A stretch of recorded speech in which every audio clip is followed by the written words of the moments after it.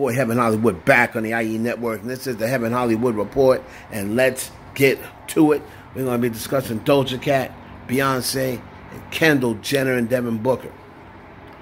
Now, as we all know, last night the Billboard Awards took place, and Dojacat was one of the big winners. She walked away with 4 awards, and most people did not have any issue with Dojacat with the amount of awards that she won. But what they did have an issue with was the awards that she did win and who her winning prevented from winning. Now, Dojacat won 4 awards. They were all in the R&B category. And a lot of Summer Walker fans, you know, and fans of R&B singers are dragging Doja and her fans through the mud, saying that she paid for the awards. Dojacat is not even an R&B singer. She is a pop artist. So this is not just me. People always say, "Oh, I'm the only one that doesn't think Doja's a rapper." There's people out here that are saying not only is she not a rapper, she's not an R&B artist either. So Summer Walker, most people thought that Summer Walker was going to win that category because Summer Walker pretty much put up the biggest numbers as an R&B singer this year. So Summer Walker's boyfriend took to Instagram.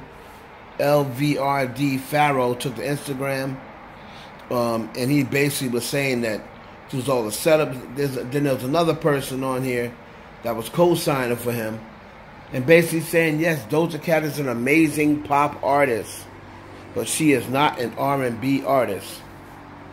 Right? And they're saying F Billboard, they let MS pay for slots. Right? And then you're seeing some of the Dojacat fans defending her, and they were saying, why does he let her get away with this? And then one time he said, "Oh, she's white, cough, cough." Now again, who's the other person who said that? You know, this is not just me. It's crazy because after she disrespected black people, she's bigger than ever. It's disgusting how black people still support someone like that. It's never about the music. It's about the face and machine that's behind the face. A light-skinned chick that's disrespected black people will always have the upper hand over a brown-skinned queen, while people run these companies and pay for their face, not artists, but face, to win these dumb A awards. Now, what he is referring to is the same thing that I was referred to at the beginning, and I'm not going to lie. I've never really been, ever since that day, ever since the thing with the KKK, or not the KKK, with the white supremacists, and everyone that defends Dojacat tries to just throw that under the rug.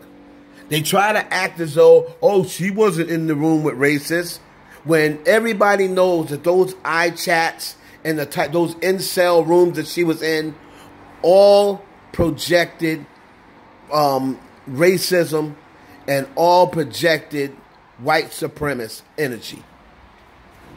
But because they like Dojacat, they want to try to defend her. And what I was saying was this.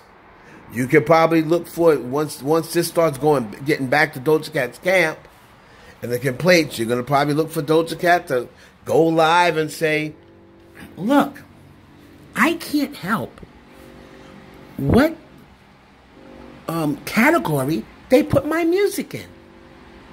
I can't help that. I'm sorry if your fave didn't win. I said before, I'm a rapper. I'm not asking to get in R&B categories. They're putting me there. So I can't help. I just want to make music. That's all I want to do. I just want to make music. She's going to come with the line, you know, she goes live, she'll just, and that's what she'll say. So, and which is, of course, it's not her doing. She's not saying, put me in R&B categories. But I'm just saying, if she was a rapper, right, they would be putting her in the rap categories, especially when there's hardly anyone in there. So, this is the Summer Walker fans. If you go on Twitter, if you don't want to believe me, go on Twitter, look for yourself, and let me know in the comments what you think of that. You know, that now that someone else is complaining about Billboard, it's against a person that people like, they'll be saying, oh, you're just a hater, that and the other. But when their fave complains about Billboard, people go, oh, yeah, Billboard, it's terrible. It's another, just like today, there'll be a lot of Taylor Swift fans or whatever. Now all of a sudden they'll say, oh, Billboard is just giving Olivia Rodrigo those awards, or they're just giving Drake. I've seen a couple of Taylor Swift fans saying, oh, they just giving Drake awards so he can pass Taylor Swift. So like I said, it's always good for you. The numbers are always perfect and fair when they work out for you. But as soon as they don't work out for you, everybody starts complaining. Next, we're going to talk about Beyonce. And there's a guy named Pimpin' Ken. He is a old-time pimp. You know, he was involved in the documentary Pimp Up, Hoes Down years ago. And he's an old-time respected pimp in the game. And he was good friends. He was Pimp C's right-hand man. Now, he's coming out and he's saying that Beyonce and Pimp C had a fling, and Pimp C recorded him having sex with Beyonce. Now, this dude, Pimp Ken, he was on some radio show, and he said he saw the tape, and if Pimp C wanted to, he could have made millions of dollars off of that. He said, you think the Kim Kardashian tape was big? He said, this would have blew that out the water. Right? And he said, and I'm not so sure that, but he said that on the show. He did not say who the person was, but he said the biggest R&B female and the biggest rapper who's made the most money off of rap. And now together and never should have been together. So you start putting two and two together. I mean, who? And then the guy asked him, are they still together? And he just said, yeah, they're still together. So, of course, we know who they're talking about. Then you start back to thinking about Pimp C's beef with Jay-Z. Now, Pimp C never liked Jay-Z. And Jay-Z never liked Pimp C. Now, so I believe Jay-Z knew. Well, Jay-Z didn't really have an issue with Pimp C. So maybe Jay-Z, he must have got some sort of notion that something happened, because remember Bun B told a story about Jay-Z kicking him out of the studio where Beyonce was at. And remember that also a story about Matthew Knowles telling Pimp C not to smash his daughter. And I do remember, I could not remember where I saw Pimp C and Beyonce had a thing. And then I remembered it was on In Case You Didn't Know. I hit up G. I got the date. I went looking. And there it was. She posted it on June 12th, 2019 in her hotels section that Pimp C and Beyonce had a thing going on. Now, of course, Beyonce never confirmed this, and I'm sure she never will. And Pimp C pretty much went to his grave with that tape. But if that tape exists, and it seems as though it did, at least Pimpin' Ken was very adamant, that tape is going to pop up somewhere, because he sure enough didn't get buried with it. So we'll see. What do y'all think? Do you think that it's possible that there's a sex tape out there with Beyonce and Pimp C? Or do you think Pimp C, just out of principles, destroyed it? But I had heard a few times, I heard about Matthew Knowles telling Pimp C not to try to smash his daughter. Then Bun B said that that Jay-Z kicked him and Little. Who did she do the check up on it with? I forgot his name, but the song "Check Up on It." Come and see the check up on it. Check up on me. Whoever I think he was from Houston as well. Kicked him out of the studio, and then I got the "In Case You Didn't Know." So everybody can't be lying. But what do you think about that?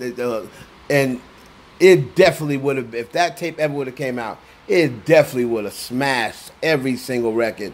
Would have been way bigger than the Kardashian. Out there at NC Tough TV for that footage and that exclusive. Moving on, Sports Online was the first one I seen tweeting this, and they said Kendall Jenner allegedly decided to take a relationship break from Devin Booker. Now, the misleading thing about this post is because of everyone loves to blame the Kardashian. They love keeping this Kardashian curse thing going, right? Kendall took a break from Devin Booker. From what I'm hearing, they've been broken up for a couple of months. I did see the Whisper Report posting about it. I did see G posting about it. And I myself even noticed, because G said, go check and make sure, go see if Devin Booker has liked any pictures of Kendall Jenner. And I had looked back, and the last time he liked a picture of Kendall was January. And you know nowadays, these couples use social media to let you know. So instead of coming out with statements, they do things that they know the public is going to notice.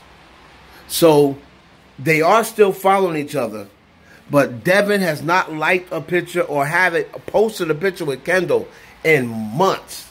Now, I did see that they were together in February, I believe, at All-Star Weekend, but there was no pictures of them taking that All-Star Weekend. And just speaking with G, because she's definitely knows more about the relationship situation than I do. But it looks as though they've been split up for a while. Not a while, but a couple of months. But the way this article tries to proceed it as, you know, they're trying to blame Kendall Jenner now for the Phoenix Suns bombing out. And that had nothing to do with Kendall Jenner, because if Kendall Jenner was with Devin Booker or not with Devin Booker, he was not stopping Luka Doncic. I mean, so remember, Kendall was with Devin Booker last year when he went to the finals and they had a 2-0 lead. So was the Kardashian curse on then when they weren't even supposed to be in the finals? And they got a lot of luck last year, Phoenix, because Phoenix went up against teams who were not fully healthy. So they actually got very lucky last year.